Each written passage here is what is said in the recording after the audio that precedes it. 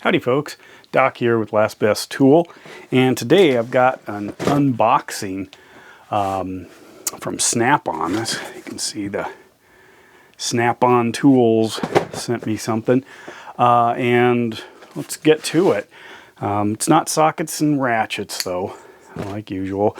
Today I'm going to use this this knife to open it. I did a thing on hunting knives and jurisdictions and folding knives and sharpening knives, but I wanted to point out this knife. It's called the Falkneven LTC, or legal to carry. What it is a super high quality VG10 blade that actually has a laminate construction, so it's very strong. Excellent combination of materials, but it's a slip joint in a totally featureless handle. It's just aluminum, 90-degree corners, no texture, no guards, no finger grooves, no nothing. Kind of slippery.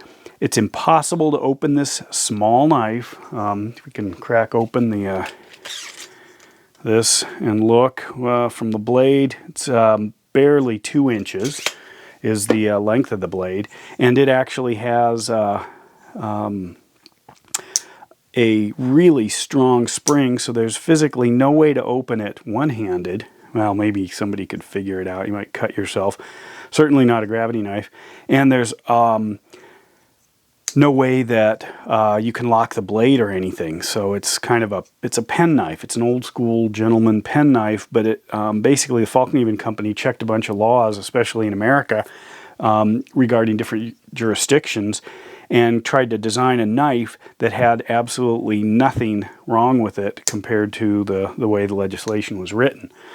So it does give you a really good, really high-end blade in a form factor that shouldn't get you in trouble. And it comes in a bunch of different colors. Got nice soft blue here. Looks friendly. Anyway, so let's get to this and see what we got.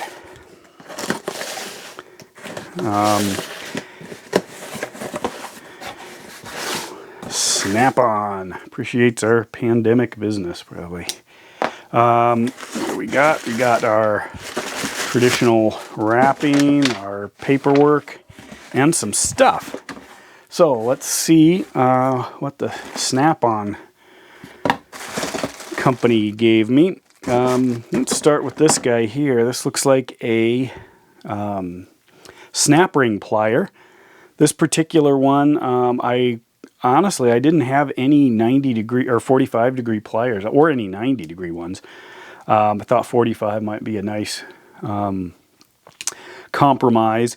This is not the fancy one where you push the button. I may get one of those soon. I'm never in that big a hurry, so switching it out isn't a problem. What I wanted was better handles and something with a little bit better dexterity, and, you know, in other words, the size to fit my hand. And also 45-degree angle. And apparently there's no problem with the steel on these. I've heard of soft steel on a few others, which is why they make replaceable tips. Some of my other pliers I had, spring-loaded old Craftsman, USA made. This particular one is opening only, you know, spreading only. Here's a Mac. This is a spreading only. I really hate these handles, and it's tiny. I guess if you had to have like 15 different pliers, it'd be nice if they didn't take up much space.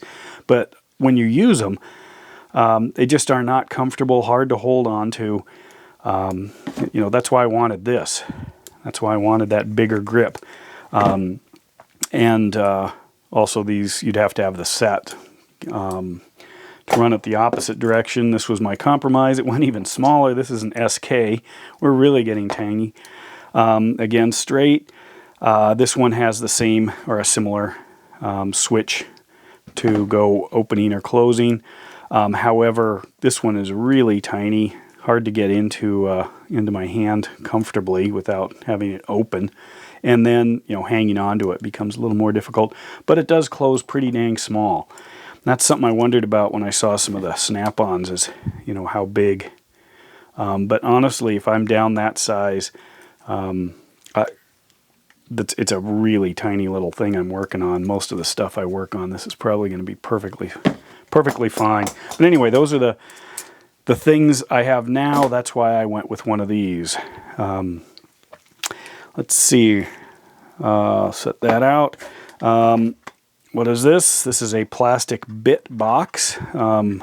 I saw that they used this same box with some of their bit sets, and I use bits all the time, and I thought maybe I'll try one of these out. It's got room for a bit extension right there, and 1, 2, 3, 4, 5, 6, 7, 8 different bits there, and then some additional, depending on how long the bits are, storage there. We can stick one in here and see, or maybe some longer bits.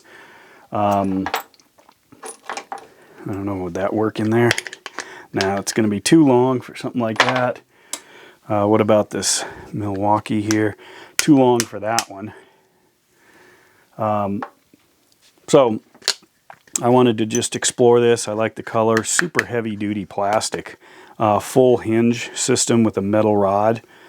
So it's not just the weak bending. Doesn't latch too tight. I have to check that out.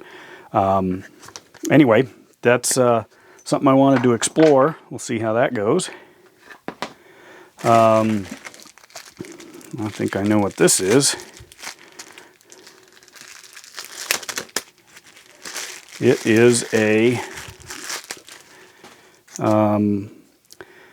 this is a locking 3-inch wobble extension. It's not the extension that you can both have the wobble or not have the wobble. This one locks the socket to the, let me grab a socket.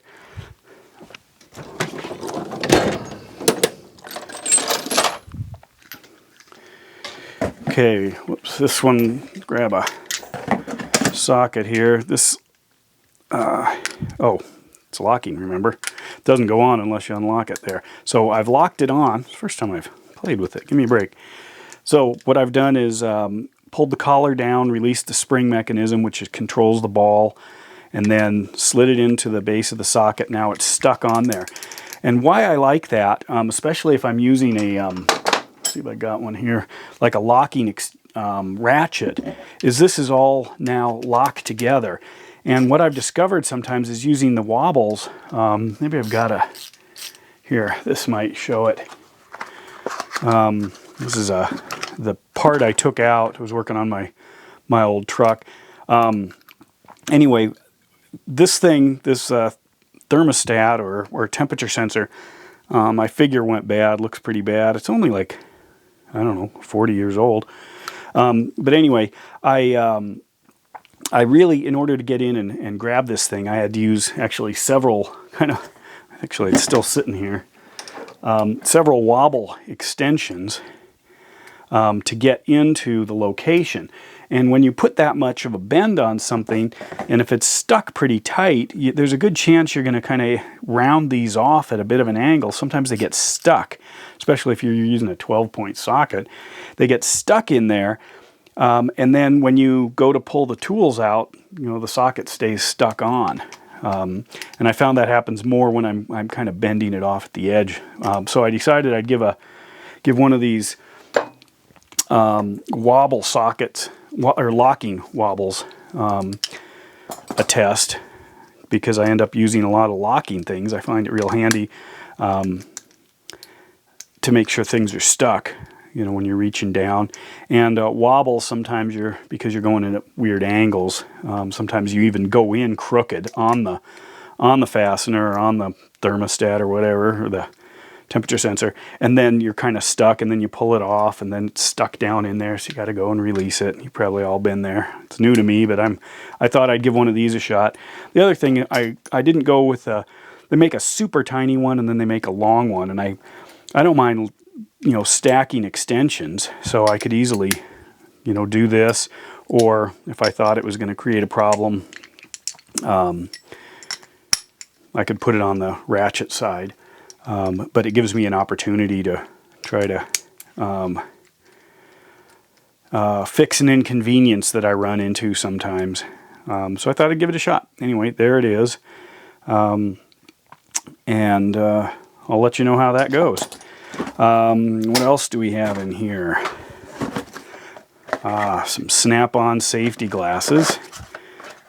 Decided this would be a good time to go with the Snap-on red.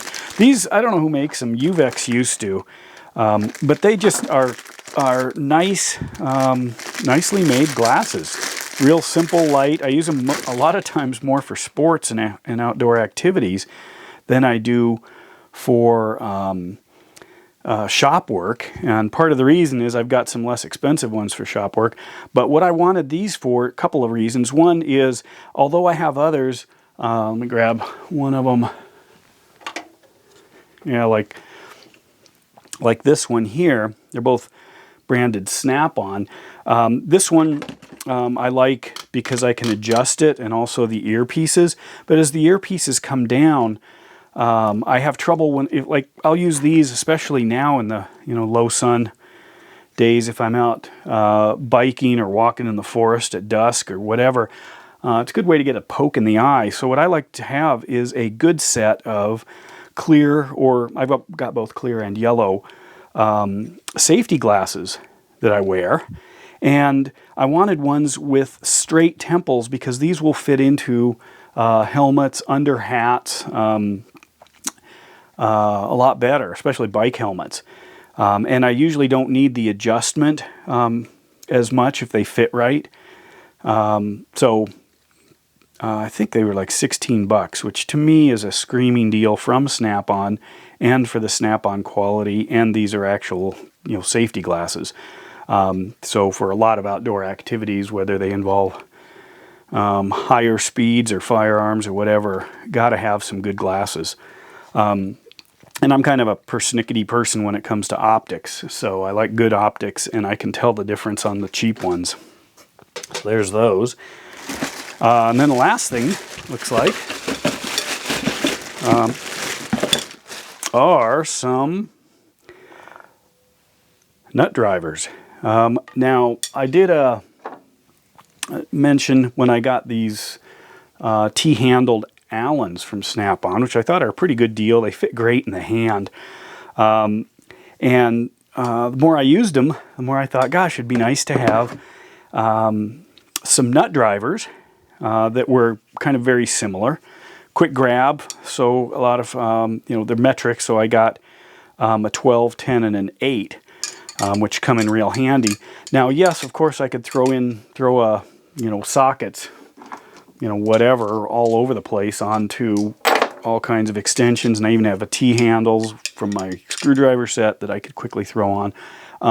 But just to have them ready to go, and a much more solid connection, actually totally solid, compared to any flexibility once you're using a ratchet or a ratcheting screwdriver. So I can go forward and back.